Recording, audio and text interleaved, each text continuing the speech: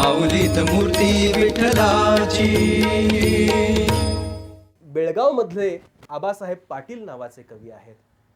त्यांनी पण असंच विठ्ठलाला ठणकावून सांगितलं, विठू माऊलीला, युगे 28 विटेवरी उभा, काय केला बाबा पराक्रम. युगे 28 विटेवरी उभा, काय केला बाबा पराक्रम. पायाखाली आहे फुकटची वीट, पायाखाली आहे फुकटची वीट, मागे नाही पोट लेकरांचे. आपल्यासारखी व्यवधानं विठ्ठलाला आहेत का? नाहीये. पायाखाली आहे फुकटची वीट, मागे नाही पोट लेकरांचे. पोळलीच नाही कधी महागाई, पोळलीच नाही कधी महागाई, रुक्मिणीचा नाही दवाखाना. चल बघू थोडं खांद हे गवत. विठ्ठलाला किती हक्काने हा कवी सांगतोय पहा. चल बघू थोडं खांद हे गवत, कर मशागत घामाघुमे. झिजवला कारे कोणाचा उंबरा. काय रे विठ्ठला, कधी कोणाचा उंबरा झिजवलायस तू काही कामासाठी? झिजवला कारे कोणाचा उंबरा, शोधण्या लेकरा कामधंदा. करून या दाव लेकीचे लगीन, करून या दाव लेकीचे लगीन, पोरांचे शिक्षण सुखासुखी. गळफास घ्यावा असा मार्च एंड, गळफास घ्यावा असा मार्च एंड, साहेबाचे तोंड यमावानी. जमवून बघ अशी उलाढाल, जमवून बघ अशी उलाढाल, मग तुझे टाळ कुठे नमी, मग तुझे टाळ कुठे नमी. तर असं ठणकावून सांगणारी सुद्धा आत्ताची मराठी कविता आहे. त्या काळात संतांनी सुद्धा विठ्ठलाला वेळोवेळी आपल्या अभंगांमधनं ठणकावून सांगितलेलं आहेच आहे की.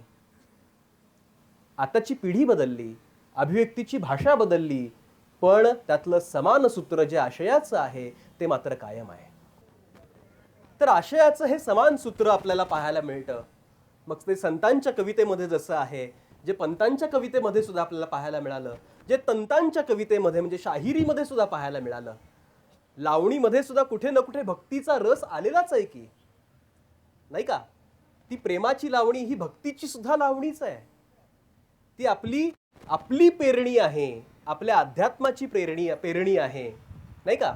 म्हणून ती लावणी, त्याच्यामध्ये सुद्धा हा सगळा भक्तिरस आपल्याला पाहायला मिळतो.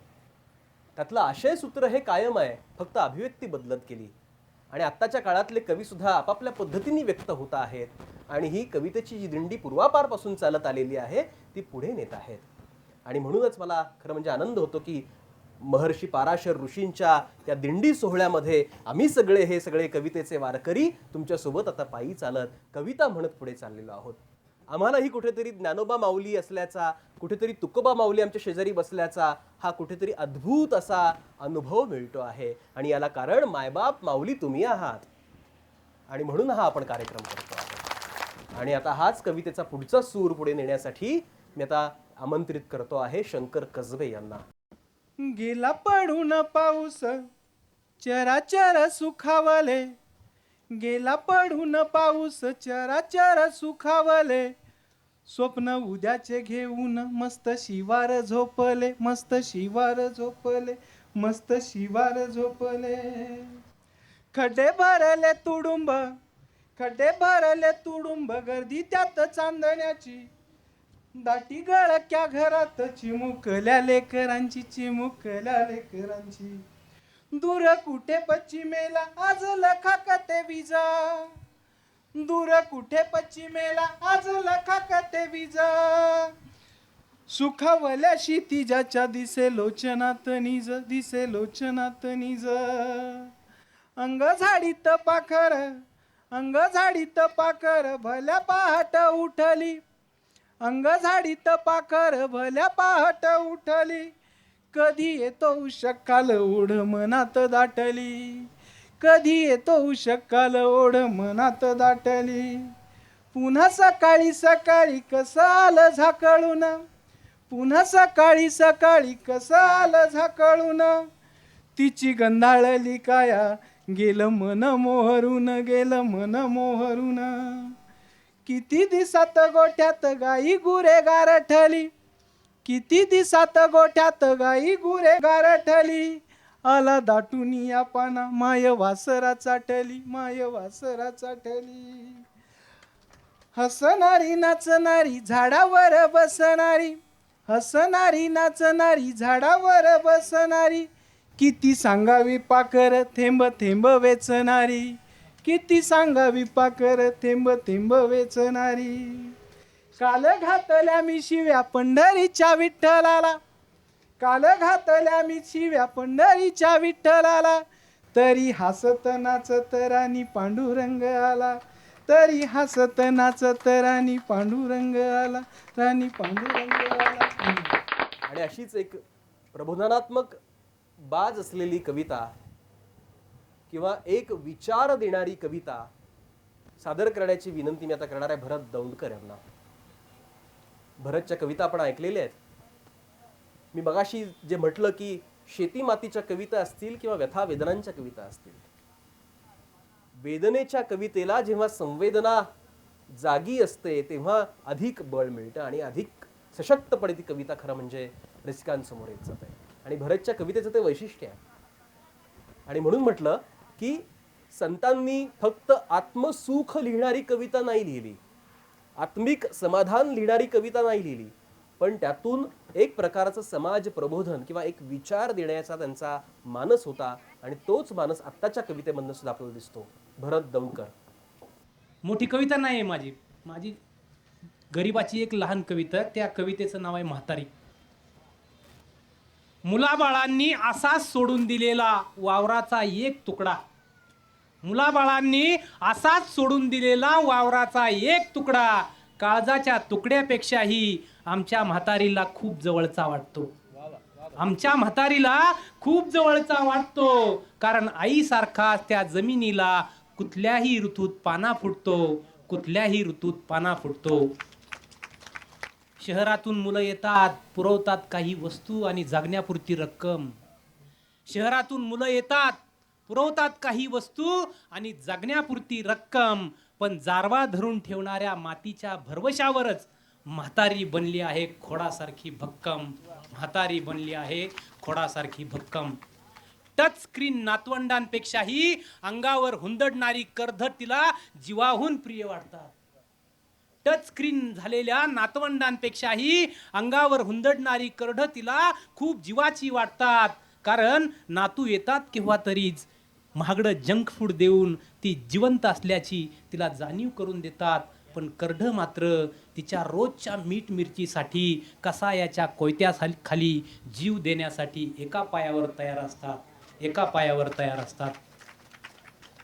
मानापानाचा ड्रेस कोड बदलून आलेल्या शिकलेल्या सुनांच्या कोऱ्या कपाळाला खूप बिचकते ती. मानापानाचा ड्रेस कोड बदलून आलेल्या शिकलेल्या सुनांच्या कोऱ्या कपाळाला खूप बिचकते ती. अजूनही तिच्या पदराला शिवला नाही जागतिकीकरणाचा झेंडा, अजूनही तिच्या पदराला शिवला नाही जागतिकीकरणाचा झेंडा. पण कारुण्याच्या रंगांनी काठोकाठ भरलाय तिच्या काळजाचा करंडा, तिच्या काळजाचा करंडा.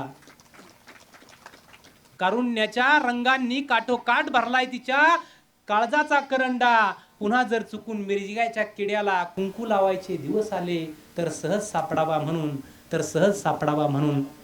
बांधून दिलेलं फार्म हाऊस तिचं नाही हे कळालंय तिला आता, बांधून दिलेलं फार्म हाऊस तिचं नाही हे कळालंय तिला आता. पण ती तिथंच थांबणार आहे तार कंपाऊंड बनून, पण ती तिथंच थांबणार आहे तार कंपाऊंड बनून. एकाच मंदिरात असूनही रुक्मिणी जशी दूर राहते विठ्ठलापासून, दूर राहते विठ्ठलापासून. शेवट असा, हिरवळीची मालकीन आजकाल हिरवी दिसत नाही, हिरवळीची मालकीन आजकाल हिरवी दिसत नाही. पण अवतीभोवती पाला फुलांची खूप मोठी झुंबड आहे. हिरवळीची मालकीन आजकाल हिरवी दिसत नाही, पण तिच्या अवतीभोवती पाना फुलांची खूप मोठी झुंबड आहे. ती म्हातारी नाहीच रे, ती तर डोळ्यातल्या पाण्यावर उगवलेली ती एक सौंदड आहे. तिच्या भोवती खूप मोठी झुंबड आहे, कारण ती एक सौंदड आहे, ती एक सौंदड आहे. मी म्हटलं ना की एक विचार देणारी आत्ताची कविता आहे. फक्त आत्मसुखच नाही त्याला अपेक्षित, तर त्याला समाज सुख पण अपेक्षित आहे. आणि हे समाज सुख कधी मिळेल, जेव्हा आपण आपल्या कवितेतनं एक विचार काहीतरी पुढे रसिकांसमोर देऊ. हाच सगळा कवितेचा सूर जो आहे तो पुढे नेण्यासाठी आता मी निमंत्रित करणार आहे शशिकांत शिंदे यांना की त्यांनी आपली एक कविता आपल्यासमोर सादर करावी. कवितेचं नाव आहे हंगाम.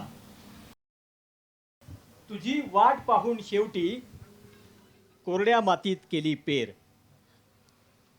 तुझी वाट पाहून शेवटी कोरड्या मातीत केली पेर. हंगाम निघून गेल्यानंतर बेनं म्हणजे कचरा केर. बांधावरती बसून तुला दिले जरी शिव्या शाप. बांधावरती बसून तुला दिले जरी शिव्या शाप. मातीआड बियाणंही उलणार नाही आपोआप. 2 दिवसात बियाणंही किडामुंगी वाहून नेईल. 2 दिवसात बियाणंही किडामुंगी वाहून नेईल.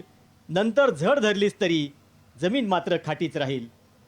तुझं वेळेवरती येणं त्याला निर्मितीचा गंध. तुझं वेळेवरती येणं त्याला निर्मितीचा गंध. हंगाम टाळून आलास तर जगण्याच्याच वाटा बंद. हंगाम टाळून आलास तर जगण्याच्याच वाटा बंद. माऊलीत मूर्ती विठ्ठलाची